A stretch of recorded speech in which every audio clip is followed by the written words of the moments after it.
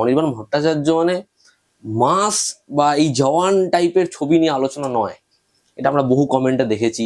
অনির্বাণ ভট্টাচার্য মানে এই যে আমি নামগুলো বললাম, থ্রি অফ আস হবে বা একটু ব্যাবিলন হবে বা killers of the flower moon হবে, এই অডিয়েন্সের মাথায় পারসেপশনটা ঢুকে যাচ্ছে কিভাবে? Diversity, reducing diversity in our country in every aspect of our life.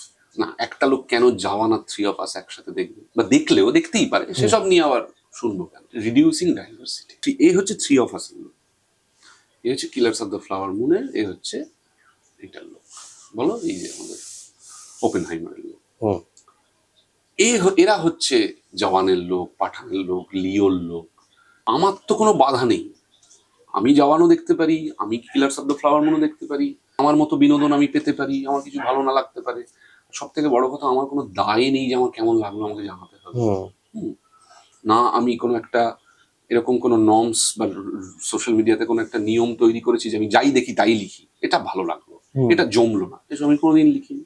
আমার যা ভালো লাগে খারাপ লাগে আমি একটু কখনো কখনো মাঝে মাঝে যখন ইন্টারভিউ দিই, ইন্টারভিউতে কথা বলি, তখন ভালো লাগা জানাই বা খারাপ লাগা জানাই। তো আমার কোনো দায়, আমি সব আমার যা লাগে আমি দেখে যাচ্ছি।